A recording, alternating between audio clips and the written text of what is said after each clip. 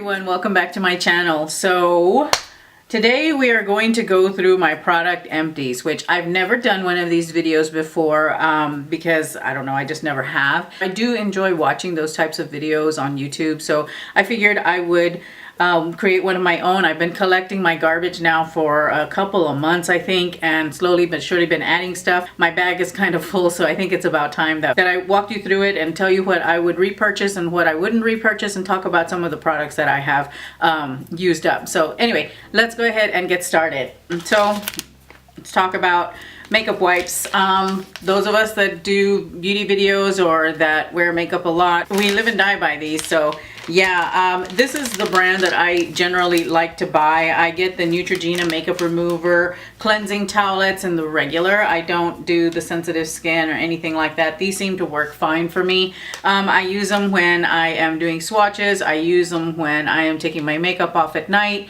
You know, I use them to help clean up sometimes if I've made a mistake on, you know, with my makeup. So yeah, this is the brand that I prefer. I've tried a couple of other brands, but the Neutrogena is really been the one that I've enjoyed the most, that I think does a really good job of getting my face clean. Now, this is not the only thing that you should use to cleanse your face at night or to remove your makeup, but it is part of my nightly skincare routine. So usually I will take my face makeup off with these, and then I'll go in with the cleanser and wash my face and then do all of that. All right, next thing that I have in my garbage bag is I finished up my Smashbox Photo Finish Primer Water, which for a while there I was all about this, and then I put it down, and then I started using it again because I didn't have very much and I wanted to go ahead and finish it up.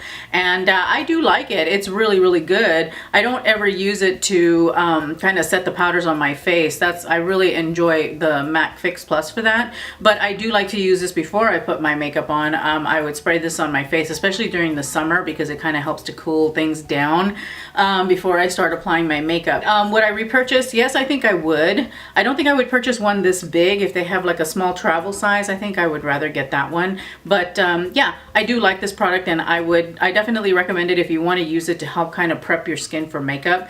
I do believe that this will work in the same way that the MAC Fix Plus works, in that it will help to kind of settle the powders down on your face. The one thing that I will say about this one that it was a little bit annoying is that the spray was very splotchy. You know, I would end up with really fine droplets and really big droplets on my face and sometimes on my neck because the spray kind of just goes everywhere.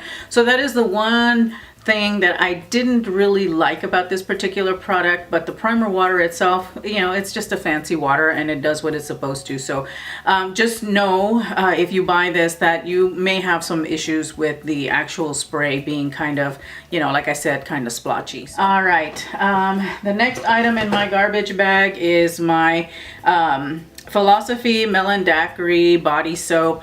I finished this up. It smells really good. I truly enjoyed it. It reminds me of cantaloupe. I mean, because of course it is a melon daiquiri, but you know, it has just that wonderful, you know, smell of cantaloupe, and it just reminds me of summer and eating fruit and just yumminess. But anyway, so yeah, I finished off this one. Would I repurchase this particular scent? You know, I might, you know, I mean, I like the Philosophy scents and they always come out with new ones. So I have yet to kind of repeat a scent for the Philosophy one. So maybe I would definitely buy this as a cleanser, you know, as a body cleanser. I like to use it for bubble bath, you know, in a pinch, I'll use it as shampoo if I need to. I don't like to though, because it is very kind of, I found it's kind of harsh on my hair. But anyway, I have another one, not this particular scent.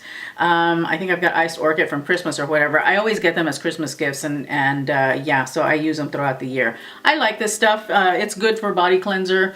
You know, I'll probably buy another one when the holidays roll around. I finished up a Batiste dry shampoo for dark hair. I don't think I'm going to repurchase this. This is my second one, and I don't know. I had never tried the regular Batiste. I've always gone with this one because I don't like the white cast. I decided I wasn't going to repurchase this when I tried the regular one, and this one leaves my hair kind of gritty, or it leaves texture. It has texture. And I've gotten my ear, you know, and it's all black and everything, you know, so that's a little bit annoying. But I don't like the way my hair feels when I use this. It leaves too much texture, I think. It just makes my hair feel really kind of rough. And I don't like that. I like for my hair to feel kind of soft. I don't want to really get a lot of texture with my dry shampoo, because that's not the reason that I use dry shampoo. I use dry shampoo because I need something to suck up the oils, because I'm on like 3rd day hair already. So I don't think I'm gonna buy the dark. I'm gonna start exploring other dry shampoos to see if I can find one that doesn't leave a white cast. If you don't mind that texture that it gives you, I would say that this is a great product for you. But for me personally, I'm not a fan of it. I don't really like it. I don't like, you know, running my hands through my hair and it feeling like I've got dirt in my hair. So yeah, not for me.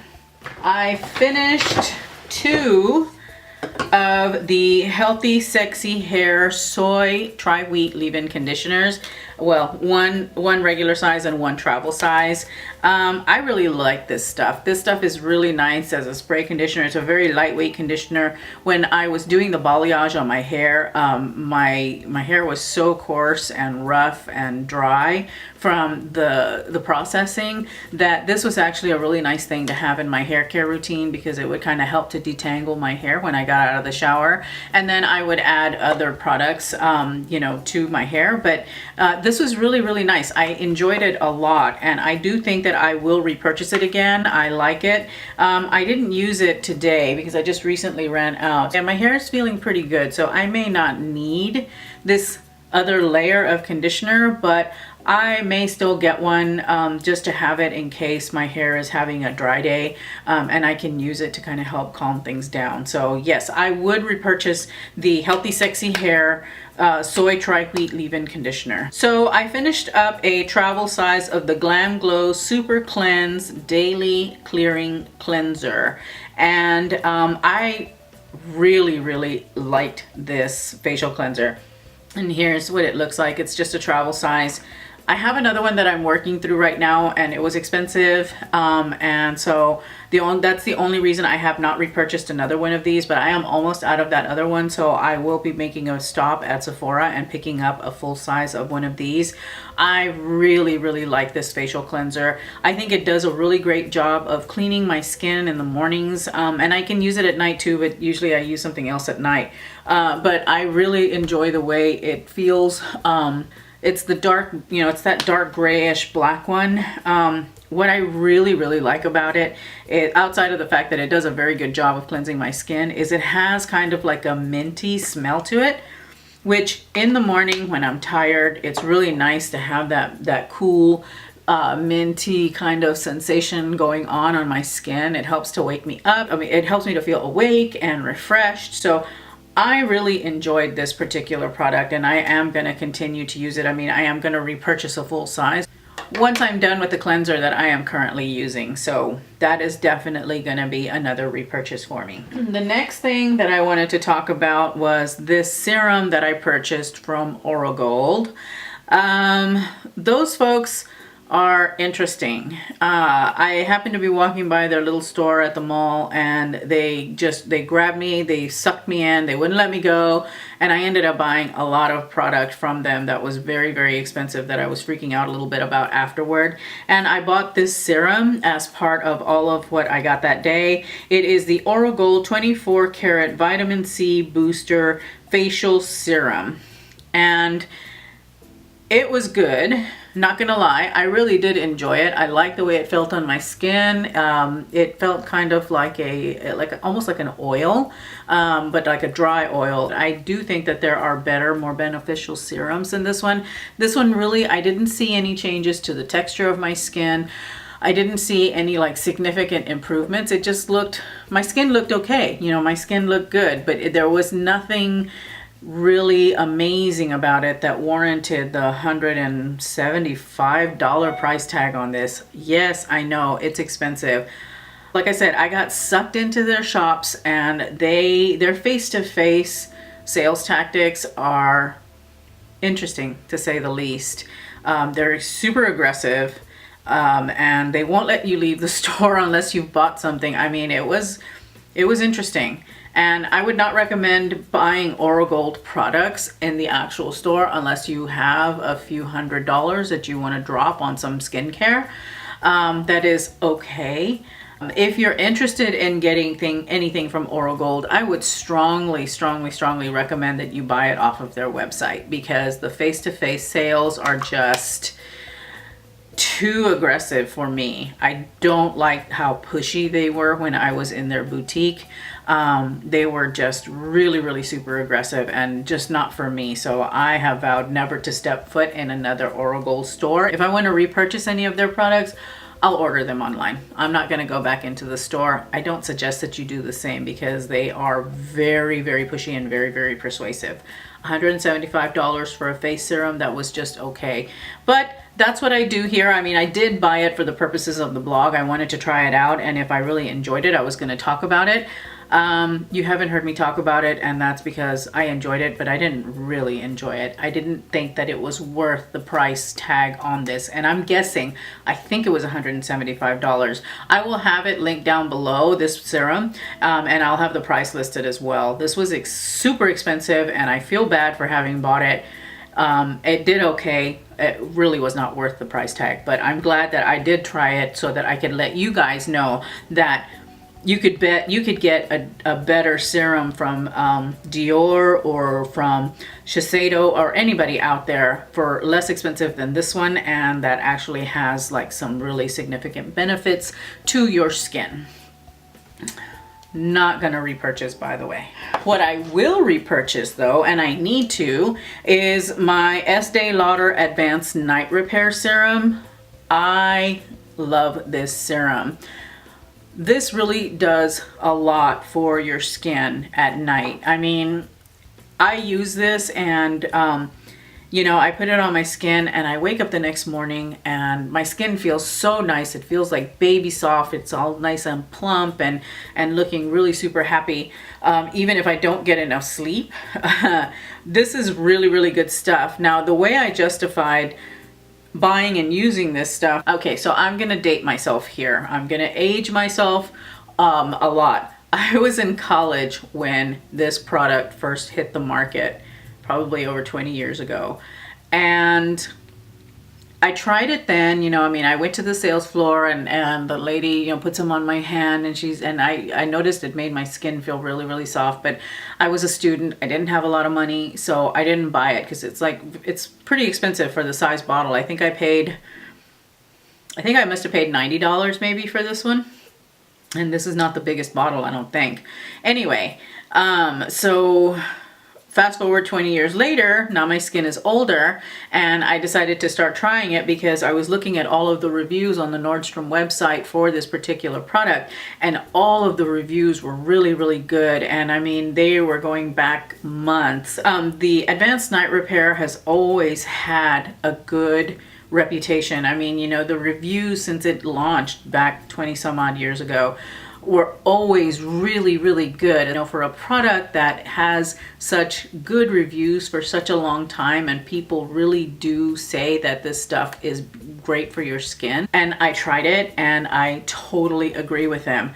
Now, I do want to try other things. I'm interested in trying some Shiseido skincare, so I am not going to repurchase this right away, but I will be repurchasing this at some point in the future because I did enjoy it. I just want to try other things to see if maybe there's something out there that's a little bit better in the market. So this is not a ride or die for me yet. It's like almost a ride or die for me. I'm still looking for something, you know, that might be just a little bit better. But if you are interested in this particular product, I do say go out and give it a shot because it is a very good serum. I'm just, you know, as a blogger, you know, I'm always looking for something else. You know, I'm always looking for the next best thing. So that's why I haven't bought this, and it hasn't quite achieved ride or die status with me, but it's pretty close. If I don't find anything that I really like, I'm definitely going to come back to the Advanced Night Repair, and I think at that point it will reach that ride or die status.